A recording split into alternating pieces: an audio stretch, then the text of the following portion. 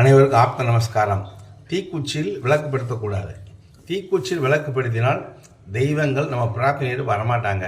இப்போ எங்கள் வீட்டில் பார்த்தீங்கன்னா 50 நாள் ஆச்சு இந்த விளக்கு கழுவி வச்சு. விளக்கு நுனியில் கறி பிடிக்கவில்லை. எந்த வீட்டு விளக்கு நுனியில் கறி பிடித்ததோ தெய்வங்கள் வரவில்லை என்ற பொருளாகும். எந்த வீட்டு விளக்கு நுனியில் கறி பிடிக்கவே இல்லையோ தெய்வங்கள் வந்து உங்களுக்கு அருளை கொடுத்த அடையாளாகும்.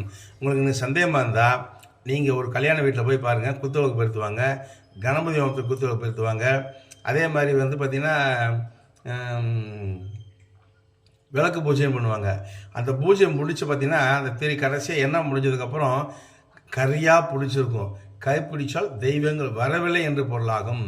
அப்போ தெய்வங்களை நாம் முறைப்படி அழைத்தால் உங்கள் விளக்கு நுனியில் கறி பிடிக்காது.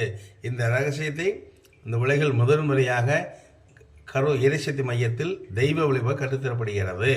790 463 80 79 சகல சௌபாக்கியம் பெறுக.